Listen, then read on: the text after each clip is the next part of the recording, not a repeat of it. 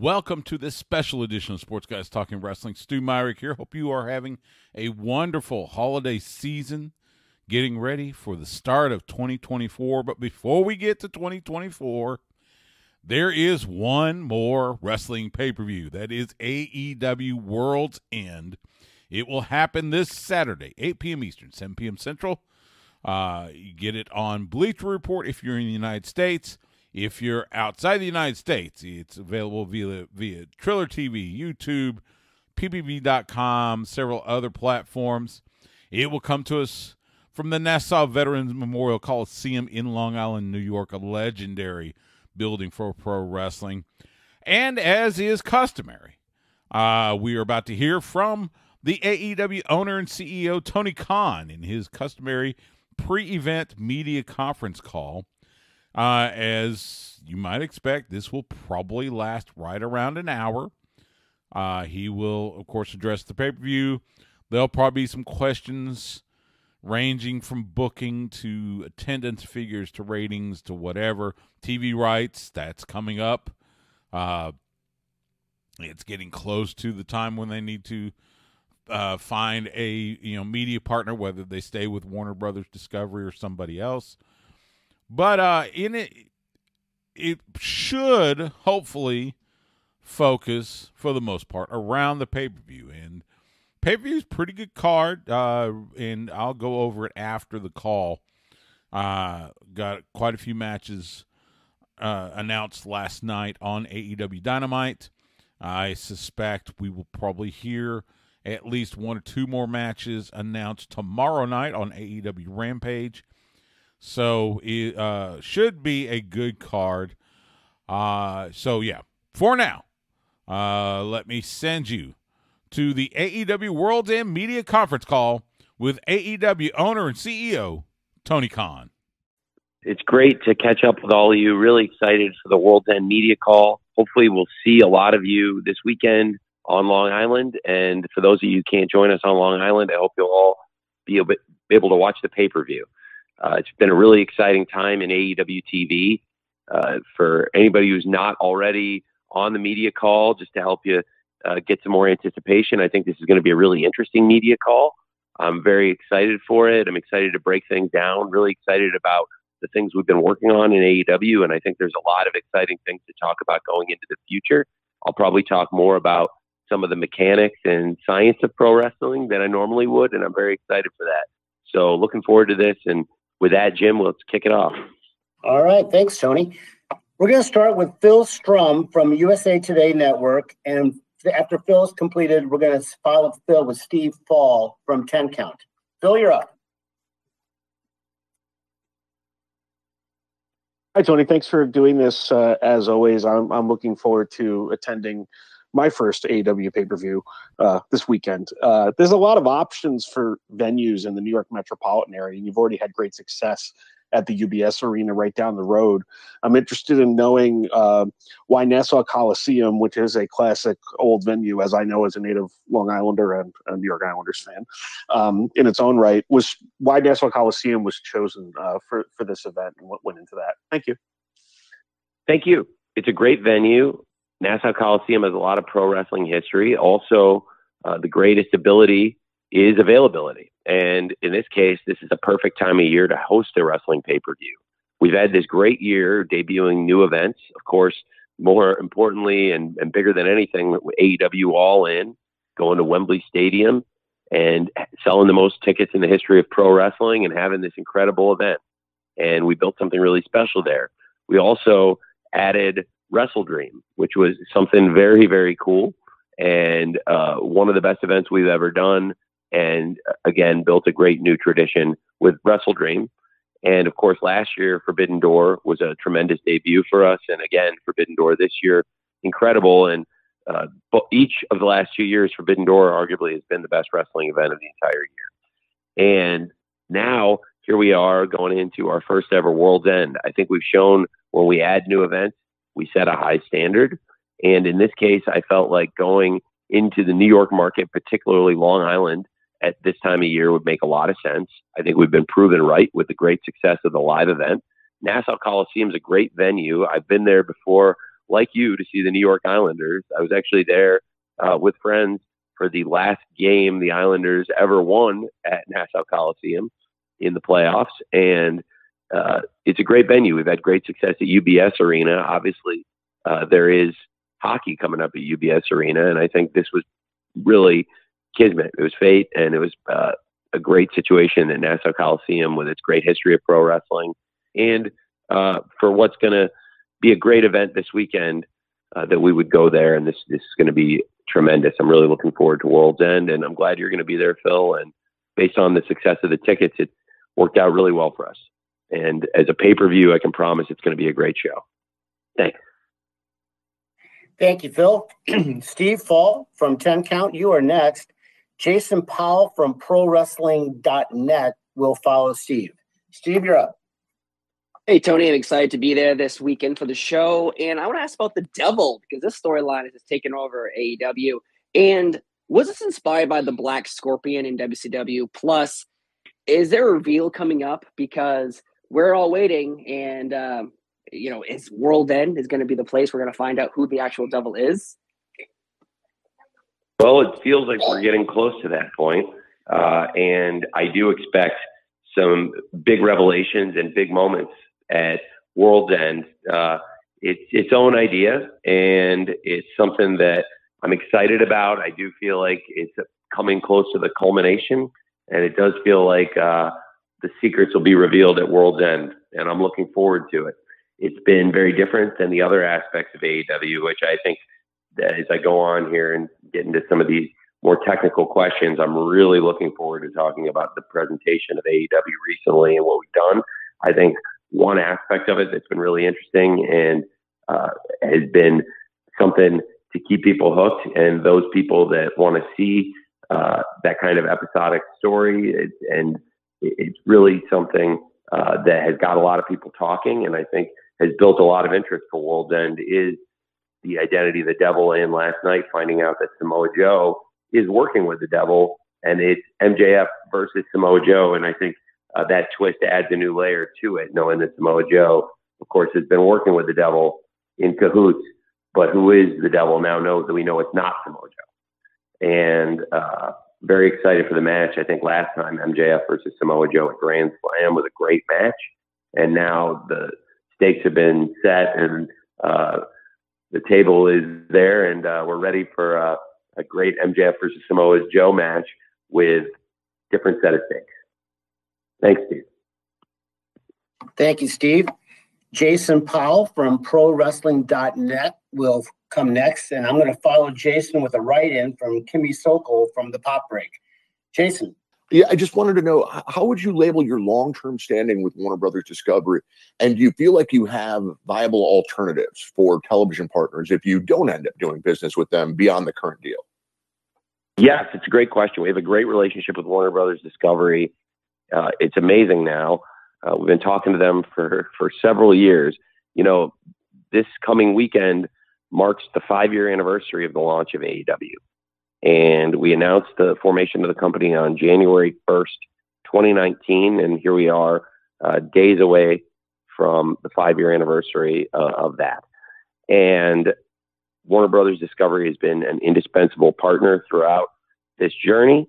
I'm very excited about the future of AEW and excited to work with Warner Brothers Discovery throughout 2024.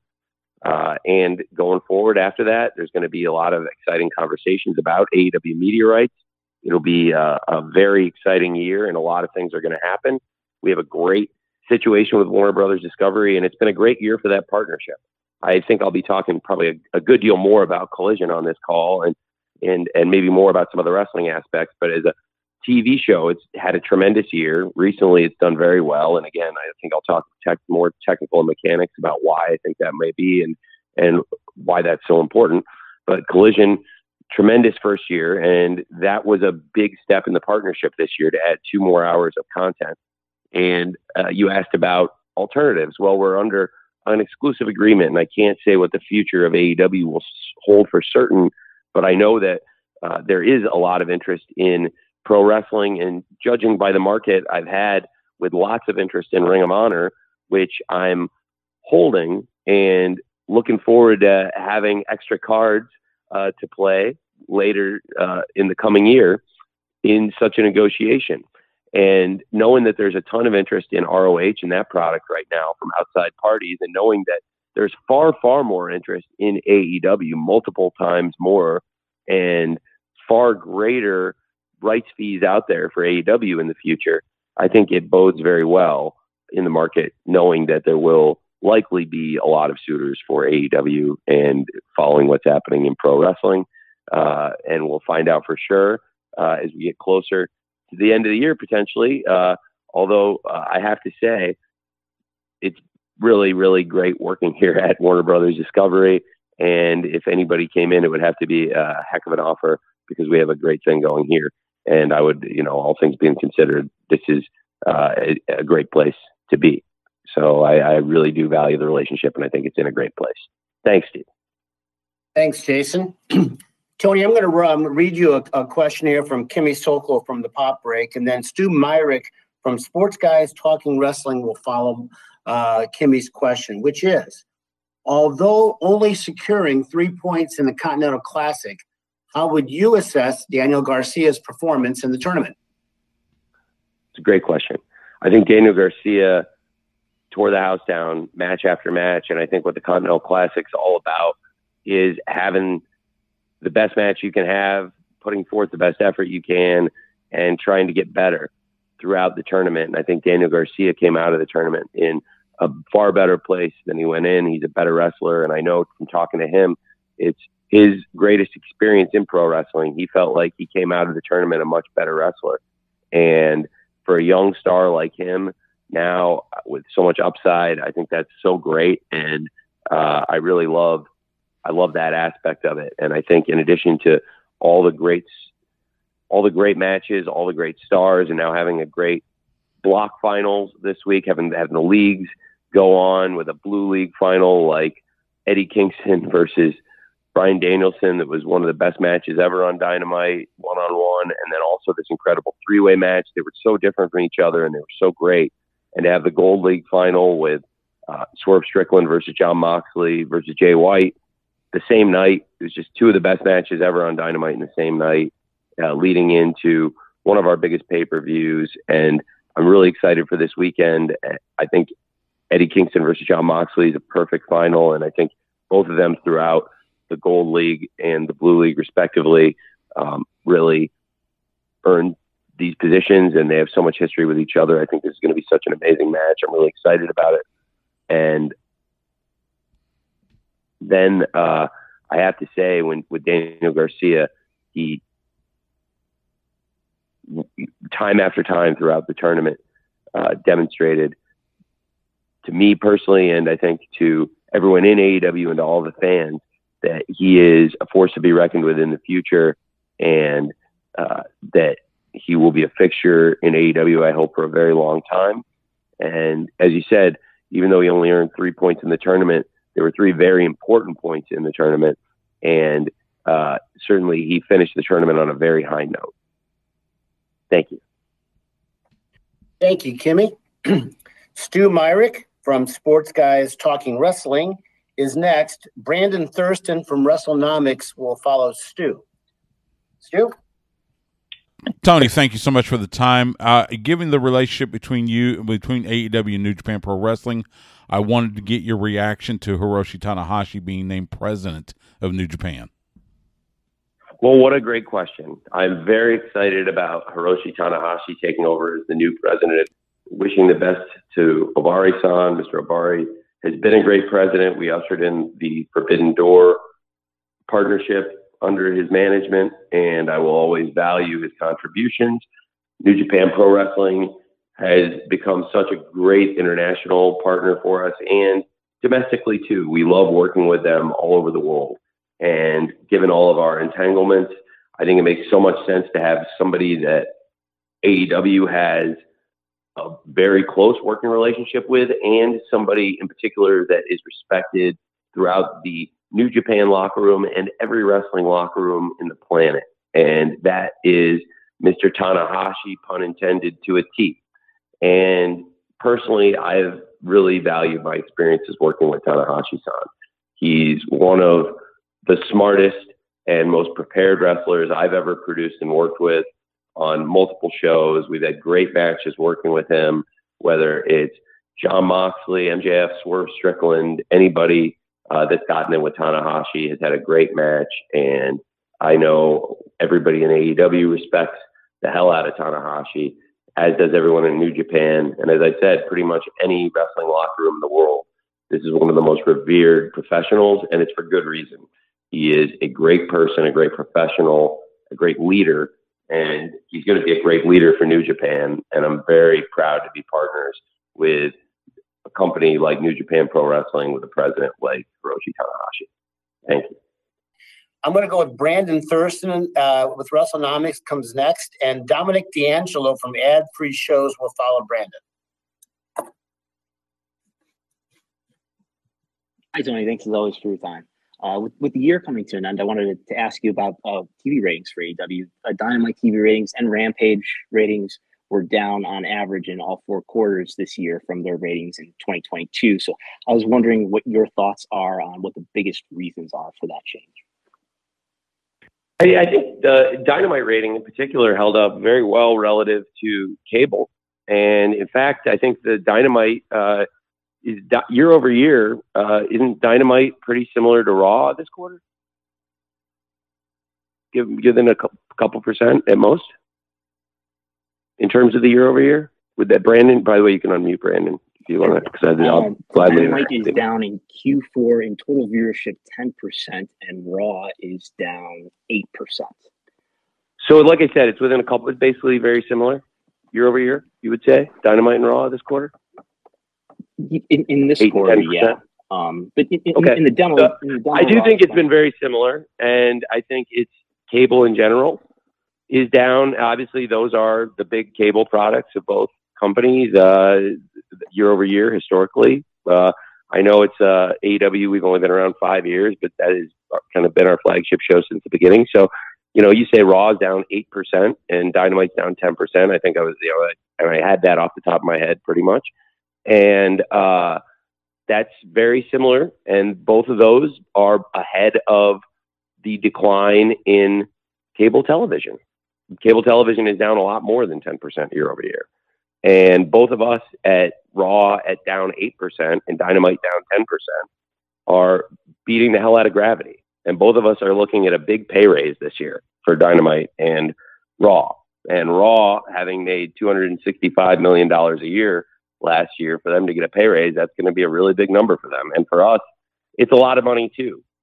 Frankly, I think it's crazy with sports economics. You talk about these numbers and it's like, like $50 million wasn't a lot of money. It was a lot of money. We've been getting paid year over year for Dynamite, and it's going to be a lot more for us going forward. Both shows are probably due for a big rights fee increase, and frankly, percentage wise, especially Dynamite because of where we started and how we performed. So again, those numbers, and it's, by the way, I notice people talk about the Dynamite one a lot, but 8 and 10%, pretty similar numbers there. You don't hear people talk about the 8% as much, do you?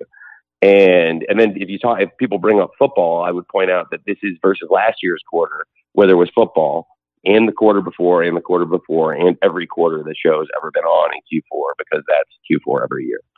And I do have some points talking about football, though.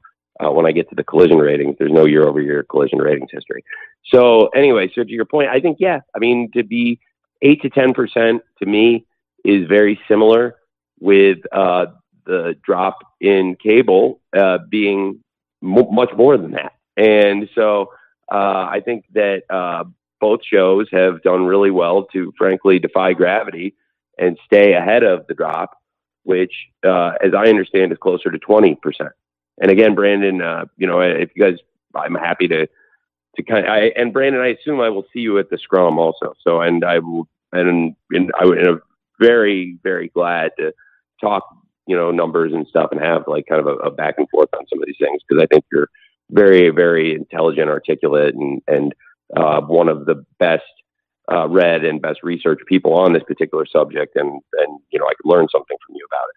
But I think it's fair to say, and thanks Jim for letting Brandon jump back in and unmuting him. I wanted to get that, because I was thinking that was about right off the top of my head. Those were the numbers I was thinking were about 8 to 10%, and so I think it's very similar. And I think, frankly, they would have the same answer, that when they're out in the marketplace trying to make that sale for Raw right now, actively in that same TV rights marketplace we all were just talking about, that I think we'd have the same answer there, that frankly, down 8 to 10% year over year is pretty good when the industry is down far, far more than that. Thank you. Thanks, Brandon. Dominic D'Angelo from Ad Free Shows is next. Dave Meltzer from the Wrestling Observer will follow Dominic, who's up now. Hey, Tony, can you hear me okay? Yeah. Hey, Dom. Oh, hey, good to talk to you again, Tony. Looking forward to the pay-per-view this coming weekend. Kind of wanted to get a gauge about your booking strategy as far as heading into 2024 when it comes to, I know at the All Out media scrum afterwards, you mentioned how kind of overworked you are, and you have Jimmy Jacobs helping you as an assistant technically and stuff like that. And you doing football and soccer and everything like that. Kind of curious if you've reconsidered getting more of a booking team in order and seeing maybe how to delegate some more creative stuff to people behind the scenes a little bit. It's a great question. I mean, we have a great group of people right now in my office. Just as an example, yesterday you had a great group with Bryan Danielson, Mike Mansouri, Will Washington, Jimmy Jacobs, Sanjay Dutt, Sarah Stock, and Dean Malenko, and several others that were in my office throughout the day at various points. And Brian had his match, and people were in and out. I think everybody had great points, and there were a number of other people. But I did come in with a lot of it, and I think we've been on an incredible run of shows. And this is a great, this wasn't quite the setup I was looking for, so I'll see if I still get it. But I'm very excited to talk about the science of the booking. And I think in particular, recently we've had some of our best shows we've ever done. And this year, if you look at 2023, and, just to use as samples, you can look at fan feedback from different shows. One site that measures fan feedback is Cage Match. Look at the top 100 shows this year and look at how many of them are from AEW. And if you throw this version of ROH in there too, you get some more. But it's pretty incredible. And the top 100 shows that have over 50 votes, top 100 shows even more so that have over 100 votes. Look at those and look at how many of them happened in 2023 from AEW or even a couple more from ROH. And that speaks pretty highly, I thought. But much more so, I would talk TV ratings. And I'm really excited about the lift in collision ratings we've seen as the competition has continued to increase. We've seen historically that nothing takes a toll on wrestling ratings more so than the most powerful media empire in the world, that is the National Football League. The NFL, I speak from experience and from within the beast, that it is the most powerful and most efficient and best run media operation in the world. And the NFL in recent weeks has taken the top dozen spots or more on cable on Saturday, just the NFL. And yet the collision ratings have continued to increase. And I do think there is a science behind this methodology. And I do think they've been probably the strongest set of shows we've ever done consecutively. And I think there's a great team, but also I personally have never felt more invigorated and on top of the booking. There's a great group of people on Saturdays and Wednesdays, and that was a good sample of people that were there. And I'm sure I'm forgetting a couple people. And then there's people that weren't there that, might be there on a Saturday. But there was a lot of people throughout the day that would come in and contribute an idea. Certainly, I felt coming in really prepared in recent weeks. Something I've really enjoyed has been the Continental Classic. And again, you didn't give me the perfect setup to talk about this stuff. So I might come back to it, but I've been conducting some pretty experimental booking and I really enjoyed the science of it, and I can break down the science of it going into World's End and why I think there's a lot to learn from it. And I think I might as well, now that I've popped the can off it, I'll just keep talking. So I think it's really interesting because when you do an experiment, there's an experimental group and a control group. And for me, the control was everything we had been doing. And I took basically the things I've been doing and tried to keep them consistent. And then began doing the experiment that was the Continental Classic. And the nature of it is a very sports-based presentation. And it has some changes from the G1, for example, which in this case, I would say the scoring system of 3 points for a win versus 2 makes it a very different incentive to go for the wins. And also, I think the biggest difference possibly is nobody allowed at ringside and no outside interference. And that's probably a misconception from people who don't actually watch the G1 because there has been outside interference. And I think that was something we did to make it different. And then when I look at the tournament itself and executing it, it's the most fun I've ever had working on something. I love working on the Continental Classic, and I think it's been so tremendous and such a highlight of the holidays. For me, it really put a smile on my face on Christmas, going back and watching some of it with my family. And I think being able to watch the very best of AEW and show them what we're doing. And for the Continental Classic final this weekend, I think Eddie Kingston and Jon Moxley, there's so much story between the two men. And I thought the face-to-face segment at the end of the Bryan Danielson Eddie Kingston match, which many people felt was the culmination of the entire tournament so far, the best match yet. It was tremendous.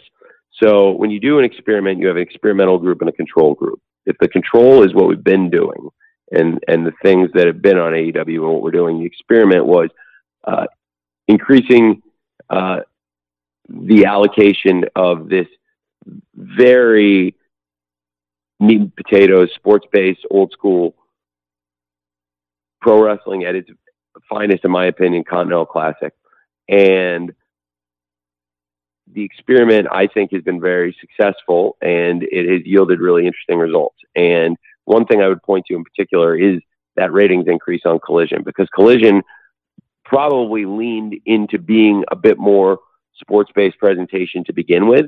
And now with the additional Continental Classic content, I think what we've been able to do and what I focused on with the booking of Collision, that I think has probably been the best set of shows we've ever had and has really yielded positive, tangible results on paper that I can show now with the ratings increases in the recent weeks, despite the competition getting much harder, because there is, unlike other shows, there's no history of Collision, not only year over year, because this is the first year, but then there's no history of Collision versus the NFL. So you can't really go back and look at what the NFL has done to Collision before, because there's never been Saturday NFL competition versus Collision in this being the first year. What we've seen is we were able to boost the ratings against the toughest competition of the year, which if you look at the history of the NFL and wrestling, that's really hard to do. That's how good these shows were. That's how successful this experiment was. That's how strongly I feel about what we've done with the Continental Classic. And going forward, will this affect the presentation, and will I book the shows more sports-based presentation and accept the fan feedback, which is very tangible and real? Yes, absolutely. And that is why this has been such a great experiment. And the results are there. They are tangible. There's been, as I've said, an experimental group and a control group. The experiment increasing the allocation of real quality pro wrestling. And by the way, then in doing so on Collision, a show that was already really wrestling focused anyway, I've also been able to make that show, in my opinion, the tightest, strongest set of shows we've ever done. And throughout Dynamite and Collision, I think there's been some really great things. There's great storytelling outside of the Continental Classic. I'm really excited about the world title matches. I think for people, that it really want to see larger than life characters, there's great things to be said for what's happening with the Devil. Certainly Samoa Joe and MJF are two of the greatest wrestlers in the world. And I think to have a world title match like MJF versus Samoa Joe, and for them to be able to tell a story, I think it's really exciting. And that has lived outside of this great sports-based presentation we've done. And certainly Timeless Toni Storm has built herself into an amazing character. I've loved working on it. You know, it feels like a lifetime ago, and honestly, it was a really long time ago. It was right before I first started talking to Mariah, and it took a long time to get her visa done. So this is many, many months ago. I first went to Toni Storm and talked to her about a changing character, and watching some films from the 50s, and she sunk her teeth into it more than anybody's ever sunk their teeth into something. She talk about a perfect fit for somebody, and she has taken the ball and run with it unlike anyone I've ever seen. And Timeless Toni Storm has been amazing, but she really, when you look back at AEW now and what I'm talking about, you know, somebody who has had some of the best matches, and certainly to get the best pro wrestling week to week, I think somebody that can go out there and from the very first Dynamite not only have great matches, but we've also seen somebody that delivers ratings is Riho. So I think it's a very fascinating matchup, in particular with, you know, of course, by design, Riho got taken out by Ruby, Saraya, and Toni, and has come back for revenge, and she's gotten revenge on Ruby and Saraya. And I joke to all the women, I think this really reminds me of Kill Bill, because it's like they all put this woman down and she's come back for revenge, and this group, they don't even like each other, the individual people anymore. Like, you know, Tony's not even friends with them anymore. They're fighting with each other. And like, yet they all have that in common, that, you know, Rio is coming for all of them. I think I've really enjoyed working with them, and in particular, you know, and certainly speaking of these big characters, and the House of Black and Julia Hart is the TBS champion, and Abaddon. So there's a lot of interesting things going on outside of the Continental Classic, and the focus on women's wrestling is very by design. I've been really trying to put an emphasis on more stories, and because everybody's been stepping up, and it's time, and we have a great group that I've been trying to build, and we've had a lot of injuries. You know, it's really challenging for a wrestling promotion. It doesn't get talked about enough.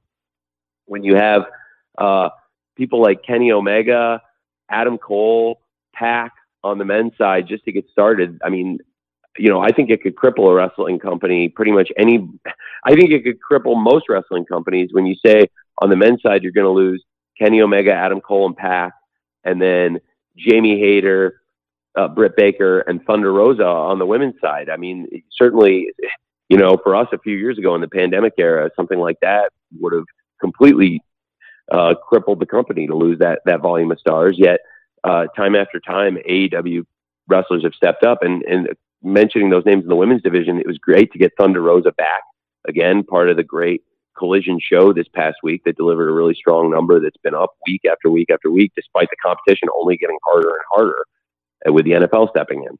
And the women's division has really leveled up, and I'm really excited about what they're doing. And so there's just a lot of things going on. So to answer your question, I feel like more all over it than ever.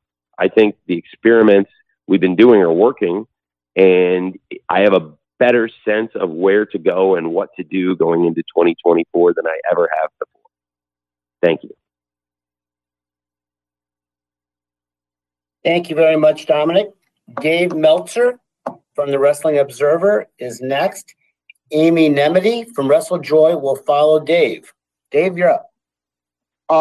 Yeah, Tony, I just wanted to ask you, you know, there's been several key people who have either left or are leaving the company, you know, when it comes to the end of this week, I think, with Dana Massey and Raphael Morphy and QT.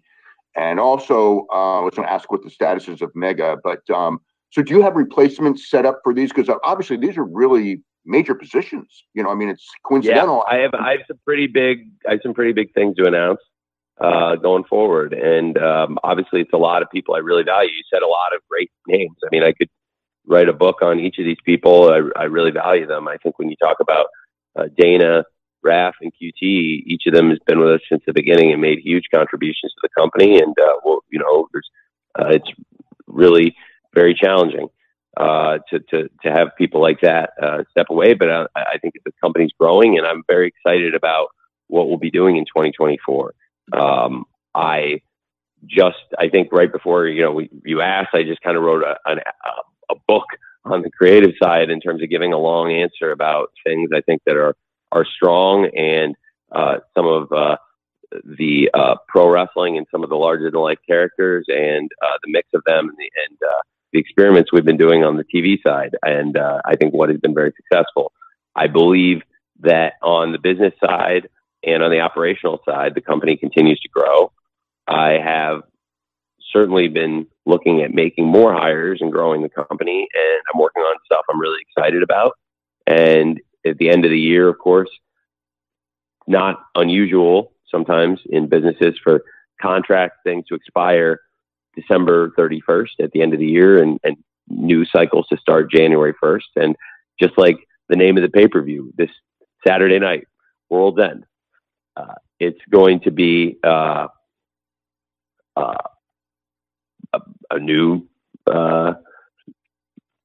group, and there'll be some new things happening, and I'm really excited about it. And I would be remiss not to say I'm really grateful for all the contributions of the people you just mentioned. And going forward, I think we'll have some exciting things to announce, and I'm looking forward to that. But definitely working on some cool stuff to try to continue growing the company, both on the wrestling side, most importantly, in my opinion, and on the business side. Thank you, Dave. Amy Nemedy from WrestleJoy is next. Bill Pritchard from WrestleZone will follow Amy. Amy, go. Hi, Tony. Can you hear me okay? Yeah. Okay, great. So I actually just shouted yes when they called my name, because the way that this call has gone on and the information that you've given has sort of changed the questions that I wanted to ask you. I initially had a ton of facts and figures for the women's matches heading into it with neat storylines around it. But instead, what I'd like to ask you about is the women's division overall as a whole this year. It's really been on fire. You've got Athena, you've got Toni Storm, Riho, Julia Hart, Chris Statlander, Willow, Sky Blue, Saraya, Ruby, Sheeta. The list goes on. And of course, Abaddon heading into this TBS match at World's End. Can you talk about the changes in the booking for the women's division this year, as well as some of the standouts that you've had in storylines, character development, matches, etc.? Thank you. Yeah, thank you. Thank you very much, Amy. I hope I don't reiterate or run over any of the same things I was just talking about, because as I said, I was just complimenting some of that work moments ago, and I feel really strongly about the work that the women are doing. We just recently had ROH Final Battle, where Athena and Billy Starks tore the house down, and time after time, Athena's done that on pay-per-view. Athena in Ring of Honor has been a great wrestler, great champion, and it's somebody who's capable of having great matches in any promotion in the world, and somebody I feel really, really strongly about. And then Billy Starks, of course, has had this amazing rise as an 18-year-old, now 19-year-old star. And I think Billy Starks is somebody who has achieved so much in a really quick time, and really love the work I've done with them and the work they've done together on ROH. And then talking about AEW and focusing on this Saturday, World's End, really very proud of Timeless Toni Storm. And as I said, to have somebody that has become a great champion and is a great wrestler, but has also quickly become one of my personal favorite characters on television. And I think, it's a true statistic that AEW fans have very desirable demographics in terms of being above the median TV viewer in terms of income, and often various demographics that are desirable to advertisers. So I think that when you have one of the more highbrow characters in wrestling, and you have something as unique as TCM's Ben Mankiewicz coming in and doing the introduction and giving it such a great effort and making it a tremendous opening for Timeless Tony Storm, that's a great sign, in my opinion. And that TCM signs off and gives it their signature of approval, with TCM being so prestigious. And of course, I mentioned Rio coming back has always been a great wrestler for us. And whenever Rio is in America and available to wrestle, I want to work her into the stories. And it was also why I felt strongly about the Outcast at the time being the one to take out Rio, so that by when Tony had her transformation into Timeless Tony Storm, we could have this great championship match, and Rio would be back for revenge against Timeless Tony Storm to have this awesome match, because Rio is somebody that has delivered at the box office for us time after time and always has great matches. And the crowd is behind. You heard that at Dynamite with the crowd chanting Rio, Rio. And then talking about Julia Hart and Abaddon, what a great TBS championship match. I think Julia Hart has become one of the most interesting champions in wrestling, and I'm very excited this Saturday about her match with Abaddon. And when it comes to Abaddon, they've come back to AEW in much better condition and become a great part of the show. And I was really excited about their segment. I thought it was a great way going into the pay-per-view to add some additional momentum into Abaddon Julia Hart, which has been building for weeks and is a very exciting story. People are, like I said, excited to see Abaddon again. They've come back to AEW in great condition, and it's somebody with a lot of potential.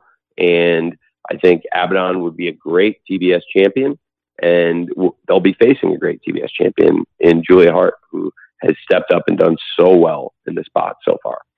And that's a match I'm really excited about. And then speaking of Julia Hart, it's something to keep an eye on now with Julia Hart's budding relationship with Sky Blue, which has been building for months.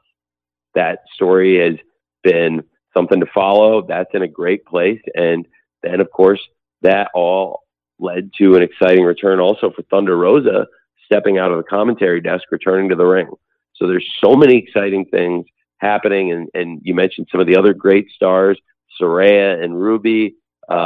Interesting to follow what's next for them. And Harley, maybe they're taking on a personal assistant. A lot of other great stars in the division, former world champions like Hikaru Shida and Nyla Rose, and a lot of other great wrestlers. And last night, I thought Chris Statlander, Sky Blue was an excellent match. Chris Statlander, really excited about her. She's been a great TBS champion. And now something to follow, I think, is Chris Statlander and Willow. I think they are great friends, and I think that would be a great one-on-one match to see. And then I think Willow in particular has had an amazing year, winning the Owen Hart Foundation tournament, and had a great match with Athena, tore the house down.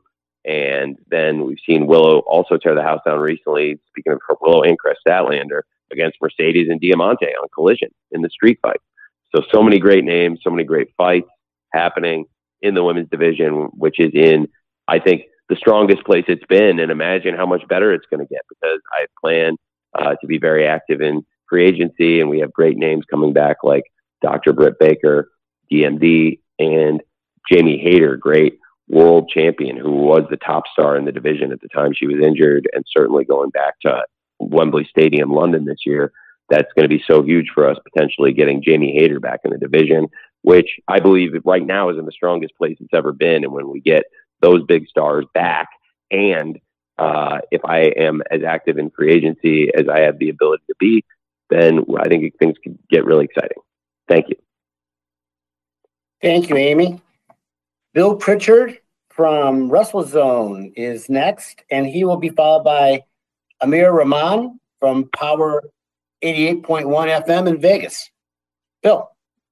Hey, Tony. How are you? Doing great. I'm excited for the pay-per-view. How are you?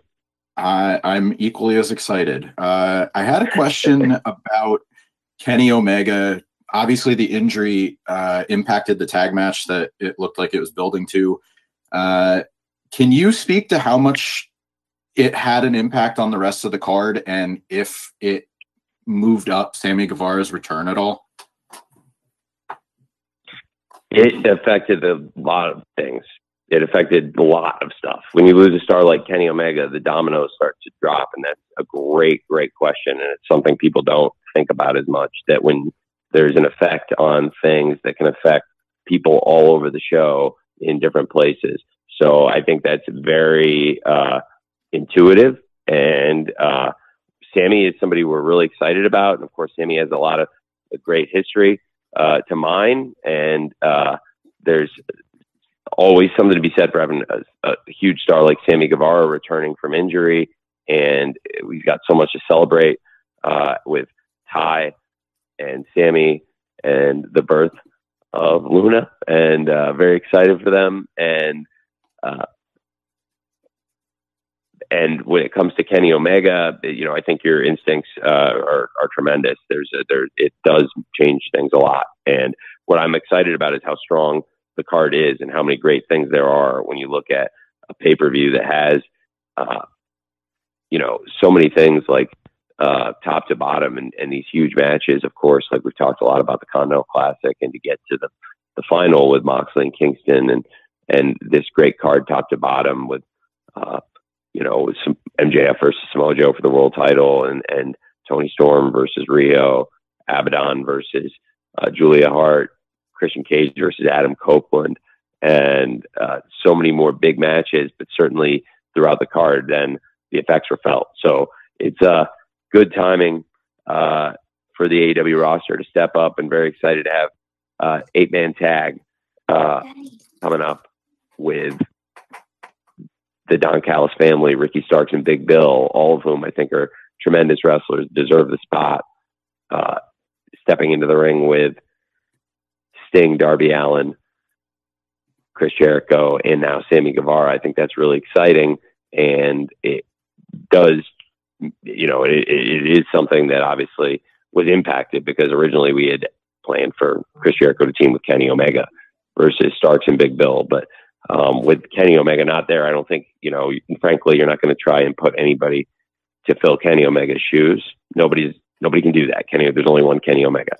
And so I thought the right thing to do would be to change the card and rebuild things and try to do something to cover it in an exciting way. And instead of one partner for Chris Jericho with Kenny Omega, he's got 3 partners with the band he's teamed with and been with since the very first episode of Dynamite, the longest continuous partnership that's formed since that first episode probably would be Chris Jericho and Sammy Guevara until this year. And of course, with Don's family kind of casting Sammy aside, forgetting about him, not really, you know, showing the love to him and his family, and casting him out. And, you know, it made sense to me that he would be somebody who could be a great partner for Chris, but also instead of just trying to go to right into a tag match, which to me, like I said, I would never try to just put somebody into a like for like replacement, because there is no like for like replacement for a Kenny Omega. Best thing to do to me is to not have Sammy, but also to bring in Darby and of course Sting, and now get more people involved. But also this can be a great moment for the fans in New York, because this will be for a lot of fans in the state of New York, this will be the last chance to see Sting. So I'm very excited about that. And I think there's a lot of things on the top to bottom about this card really that I'm thrilled about. But certainly one of the things I'm not thrilled about was that we lost Kenny Omega off the card. And I think everybody's done a great job to step up. And thankfully we have a great legend like Sting in the chamber to come in and help us switch things around. Thank you. Thank you, Bill. Amir Rahman from Power 88.1 FM in Las Vegas is next, to be followed by Chris Mueller from the Bleacher Report. Amir. Hi, Tony. You know, I was there at Grand Slam. One thing we've seen is you know how to dance. You did do the dance with Daniel Garcia. My question is is that, All In happened in London. You guys had 81,035 attendance, with other wrestling companies doing shows in Puerto Rico and France. Are you looking to have another pay-per-view, not in London, but say in France as well and Germany, or you just focus right now at London for All In? Well, we're very focused on London for All In, and I think it's really important to have the attendance from fans all over Europe. And you mentioned France and Germany, and we had many fans from France and Germany. I talked to them. Not every single one I wasn't able to speak to, but I talked to a lot of them around that weekend around Wembley. And there were people from all over the world, including a lot of the great European fans who came to Wembley Stadium, which is, in my opinion, the mecca of sport. And it's certainly a very exciting opportunity for AEW to visit France and Germany and do shows and tour. I think it's important for us to also represent to everybody what it meant to us to have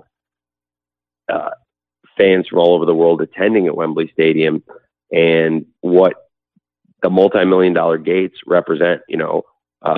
We had a gate of $10 million for this event, and it gets lost in perspective sometimes, but it's such an important milestone in wrestling to do a $1 million gate, to do a $10 million gate. It's 10 $1 million gates in one night.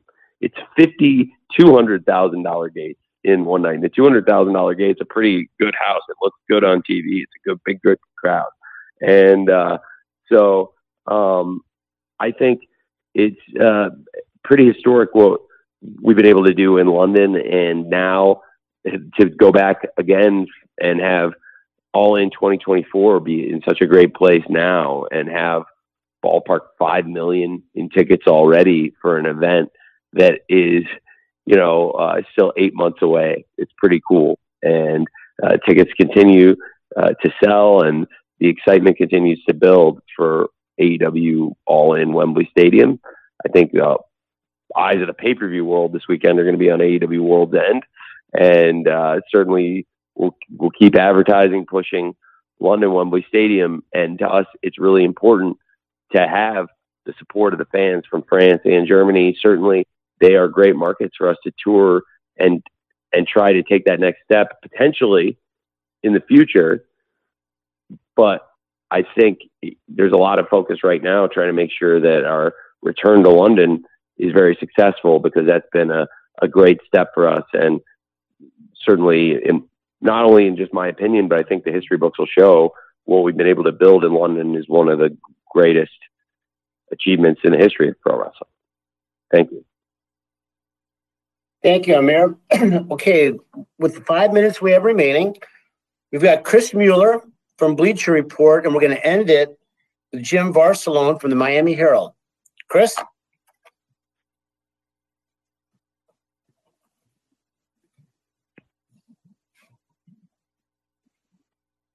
Hey, Tony, can you hear me? I hear you great. All right, great. So, looks like we're finally going to get to see Swerve and Keith Lee step into the ring and kind of settle things here. I was wondering if you could talk about why it took so long to get to this match, and whether there were any challenges you dealt with along the way of getting this booked. Yeah, absolutely. I think it's the right time, because now Swerve, first of all, for both of them, I'll start with just because last night, the Continental Classic Gold League Final, I thought was one of the best matches ever on the show, in addition to the Blue League Final, which is also one of the best matches ever on the show. And to have all that in one night, it's pretty amazing. And across these past few weeks, it's been some incredible wrestling, and Swerve on Dynamite in the Gold League has been tearing the house down, pun intended. It has been Swerve's house, and he has torn it down. And he continues to rise and rise as a star in wrestling.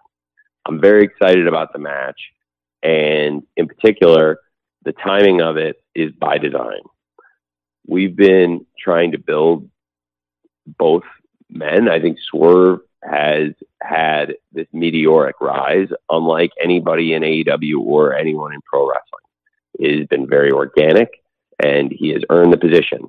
Last night, we were in the venue where Swerve debuted.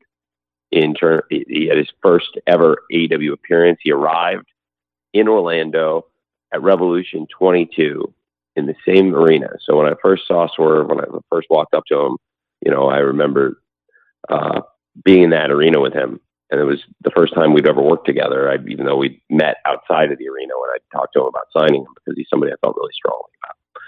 And Keith Lee, somebody else I feel really, really strongly about. Keith Lee, tremendous presence. I'm really excited that he has had this resurgence, and he had a great match with Brian Cage recently. He's had a series of great matches.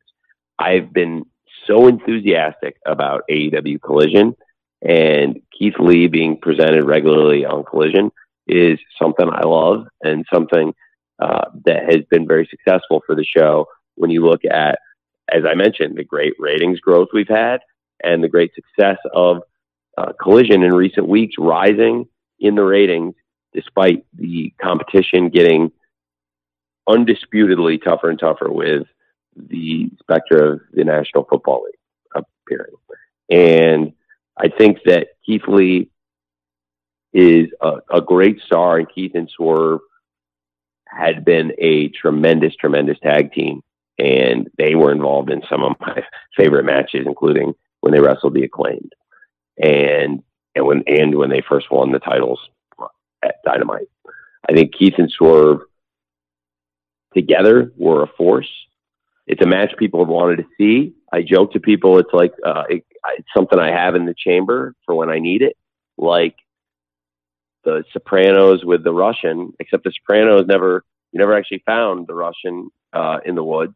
Now that might have been for the best to leave him in the Pine Barrens, leave it a mystery. In this case, I really wanted to do the match, and it's something you keep in the chamber for when you need it. Because for us, coming out of the Continental Classic, Swerve is on fire, and I thought it would be perfect to go into World's End with Keith building the chase.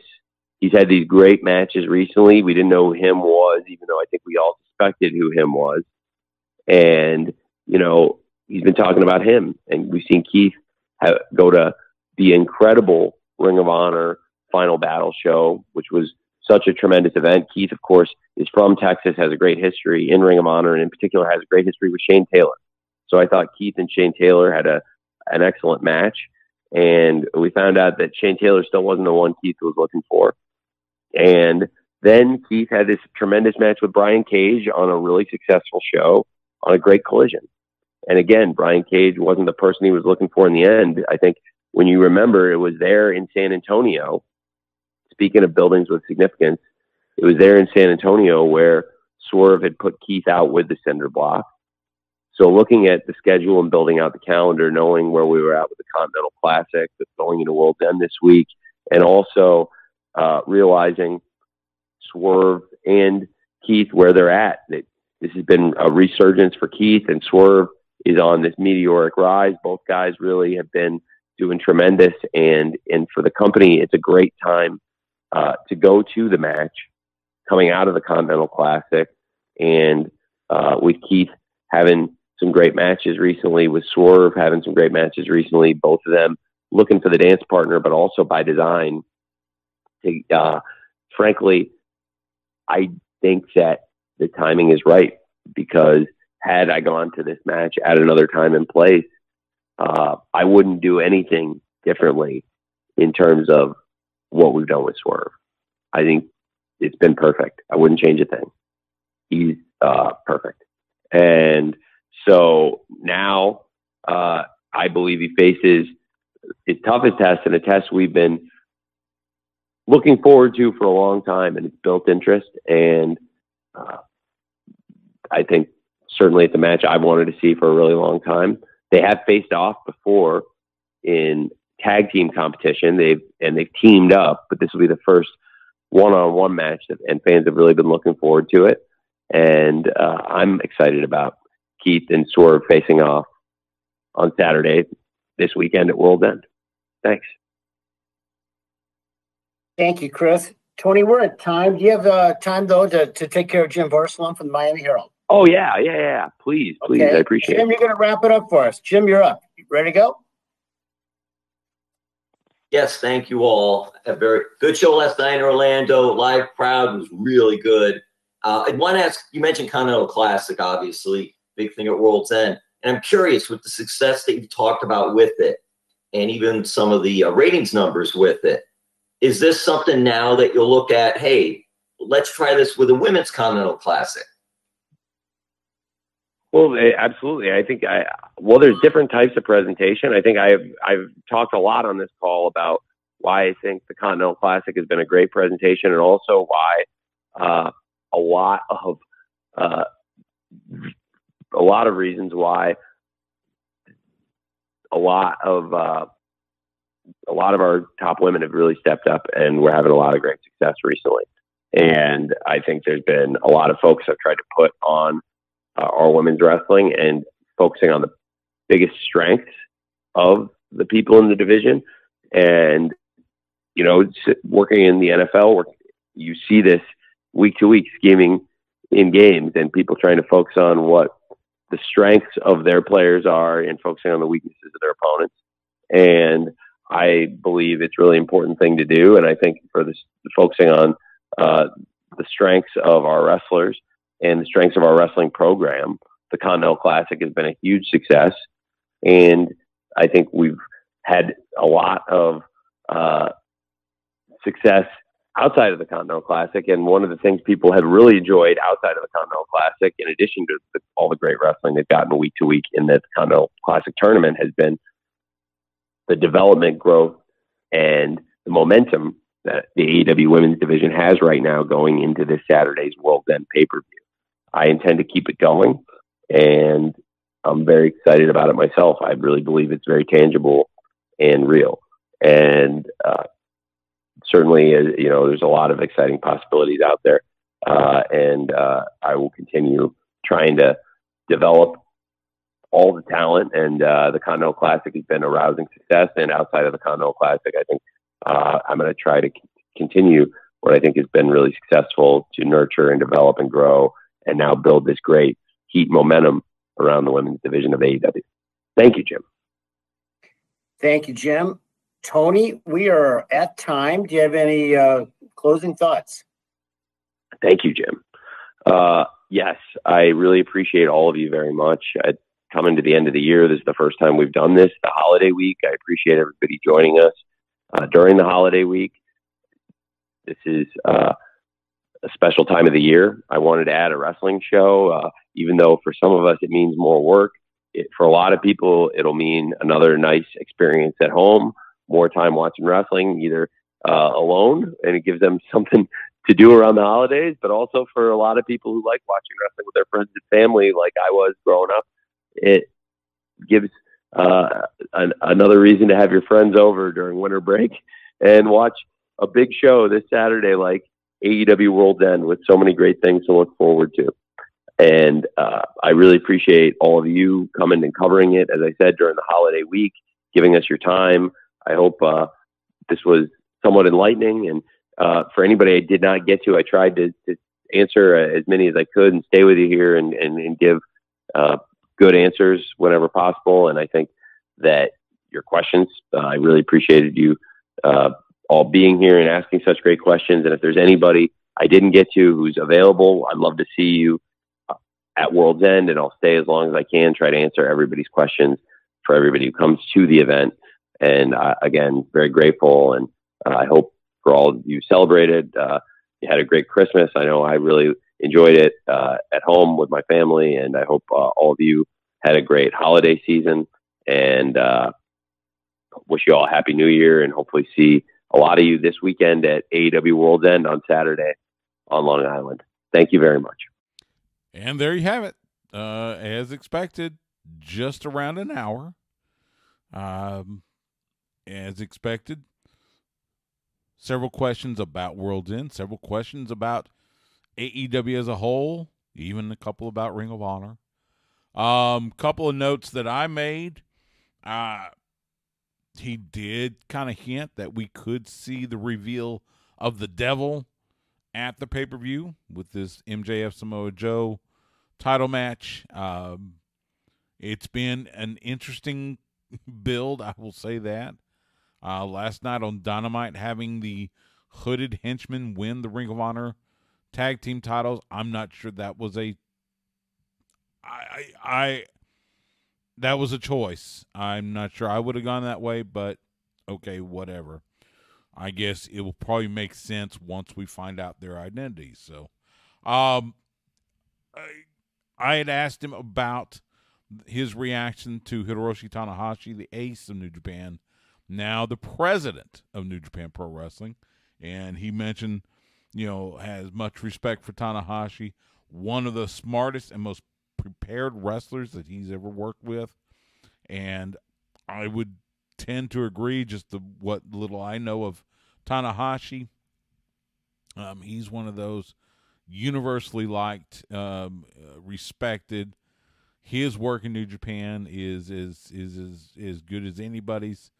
Multiple IWGP Heavyweight Championships, winning the G1 a couple times. It's so it'll be interesting to see what he does, because he has said that he is going to continue to wrestle. So it'll be see how he balances his in-ring life and his work as president of the company. So let's see a couple other things. Talking about media rights, coming up on, negotiations on that.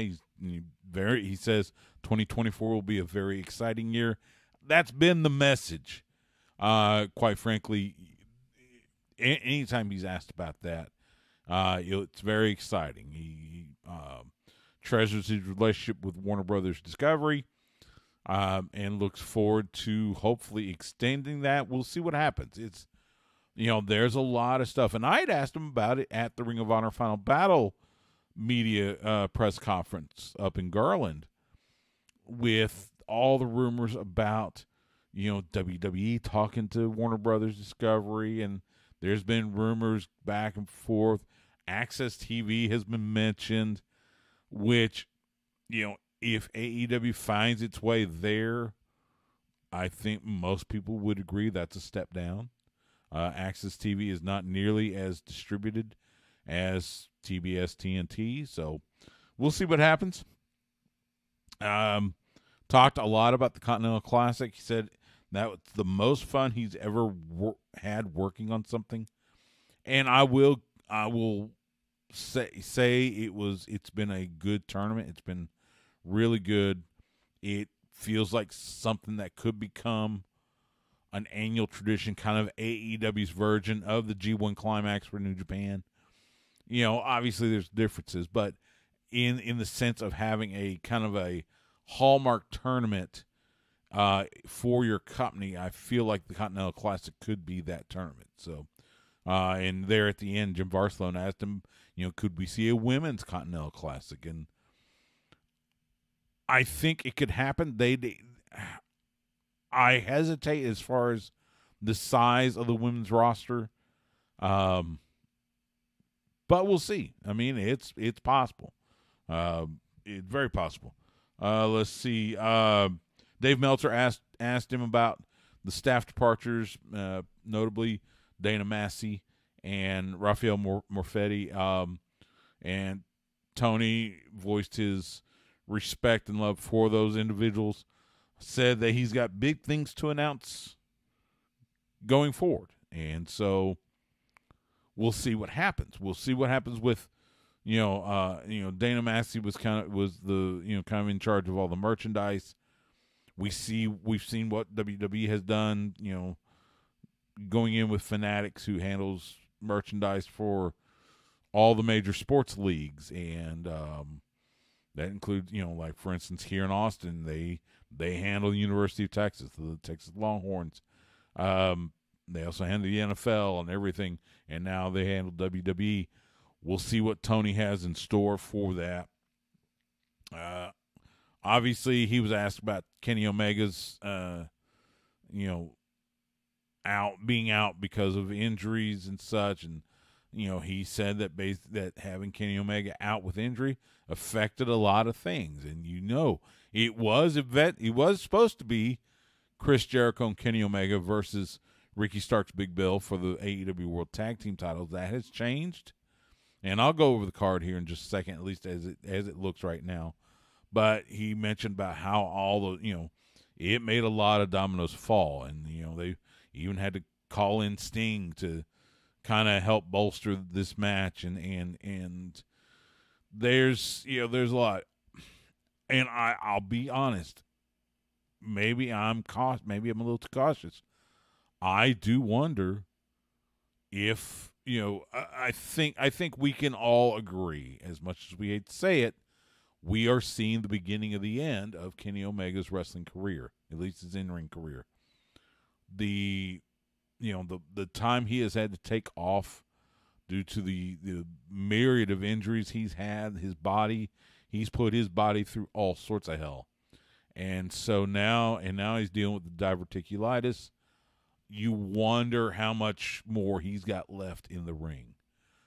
He's pretty much done it all that doesn't include WWE, of course, but he has pretty much done it all everywhere else, and you wonder. So, again, wishing the best for Kenny Omega in whatever he does, and I hope that, he can get healthy and he can live, he can have a wonderful life, whether it's in ring, out of ring, whatever. So,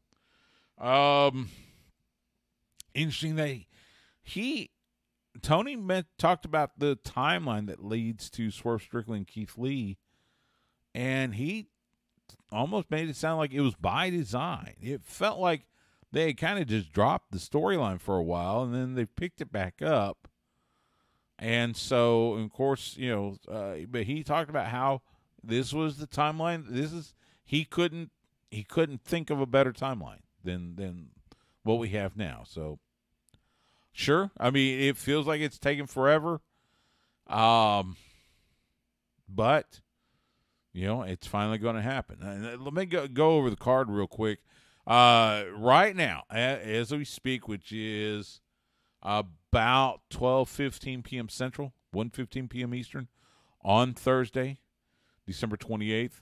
As of right now, there are 8 matches on the card. There are also 2 0-hour matches. Let me go over the card first. As we mentioned, Swerve Strickland, Keith Lee, that match finally taking place after they have danced around each other for, it seems like months. The former tag team partners, former tag team champions, they will finally face one-on-one, Swerve Strickland, Keith Lee.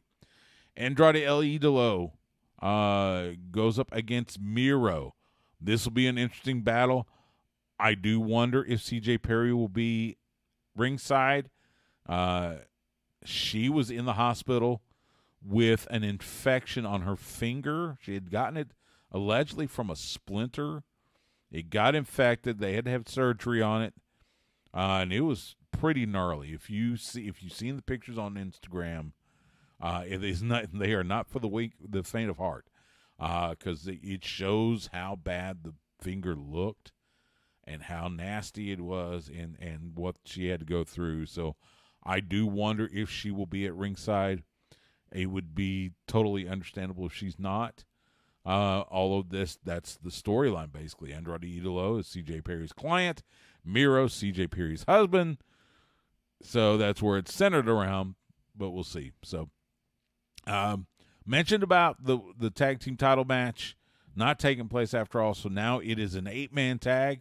It's going to be Ricky Starks and Big Bill, the AEW World Tag Team Champions. The Ring of Honor World Television Champion Kyle Fletcher and Powerhouse Hobbs from the Don Callis family. They will be teaming up to take on Chris Jericho, Sammy Guevara, a little bit of a reunion there, Darby Allin, and the Icon Sting. So 8-man tag there. Should be a fun match, and it'll be one of those things. I don't think we will have another pay-per-view between now and Revolution. So this will be Sting's. It may happen. I don't know, but as of right now, it is Sting's next to last pay-per-view match. Of course, his final match scheduled for Greensboro, North Carolina at AEW Revolution. The finals of the AEW Continental Classic. Jon Moxley, Eddie Kingston, Eddie Kingston is still both the Ring of Honor World Champion and the New Japan Pro Wrestling Strong Openweight Champion. The winner of this match will get, I think they started calling it the Continental Crown. You heard Excalibur referred to as the modern American Triple Crown. It will be the Ring of Honor World title, the New Japan Strong Openweight title, and the new AEW Continental Championship. So either Jon Moxley or Eddie Kingston will walk out of that match with 3 belts. And then 4 other title matches. You've got Julia Hart defending the TBS Championship against Abaddon. It's good to see Abaddon get her spotlight on the pay-per-view. I've got no Abaddon.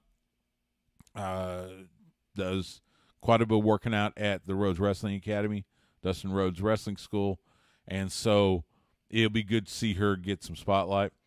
In a no disqualification match, Christian Cage putting up the TNT title against his longtime former friend and tag team partner, the Rated R superstar Adam Copeland. Interesting how they've added Shayna Wayne into the mix, standing by her son Nick Wayne. Last night they did this. Well, it was kind of a sit down, but it ended up being a brawl backstage, and you could tell it had been pre-taped because wrestlers would come in to try to separate them, and some of the wrestlers included both Ross and Marshall Von Erich and Brian Keith, the bounty hunter. So it was likely taped. Maybe it was taped Saturday in San Antonio. We'll see. The one person that wasn't amongst them, Luchasaurus or Killswitch or whatever you want to call him, but no Luchasaurus, which thought that was an interesting choice. So we'll see if he shows up at World's End. But it is Christian Cage and Adam Copeland for the TNT title. Timeless Tony Storm defending the AEW Women's World Championship against the inaugural Women's World Champion Riho. I would suspect some shenanigans. Maybe she'll have that pewter plate. She'll try to put it in her tights. Then, of course, they tried to slide down her hose or whatever. But Tony Storm and Riho.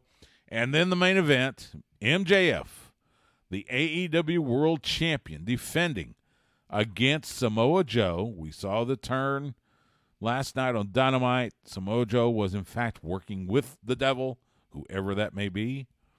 And so now we will see that match take place Saturday night. We'll see if MJF makes it through. He's over 1 year as the AEW World Champion. He is the longest reigning world champion in AEW. So we'll see if this is the time to pull the trigger and take the title off of him. I got a feeling not yet, because I got a feeling it's going to be whoever the devil is revealed to be. And, of course, there's been a myriad of theories. It's Adam Cole. It's Jack Perry. I'm trying to think of any. There's been several. It might be somebody that's not in the company just yet. I've heard David Finlay from New Japan Pro Wrestling, the Bullet Club leader there. I've heard him, and it could be, that's the New Japan Bullet Club faction that is the hooded figures. But nevertheless, MJF, Samoa Joe for the AEW World title. That is AEW World's End this Saturday, 8 p.m. Eastern, 7 p.m. Central. If you're in the United States, get it on Bleacher Report. If you're outside the United States, PBV.com, Triller TV, YouTube, several other platforms. And it will be at the Nassau Veterans Memorial Coliseum in Long Island, New York. Should be an interesting show. I'm looking forward to seeing it. Should be an interesting show. That'll do it for this special edition of Sports Guys Talking Wrestling. As you know, we took the week off. I took the week off. We'll be back next week. I'll recap everything from AEW World's End. Have a guest with me. I think I'm going to try to get Mike Sempervive because I want to get his reaction to Tanahashi becoming president of New Japan as well. But for now, thanks so much for joining me. I'm Stu Myrick. Have a great and happy New Year, and I will see you at the matches.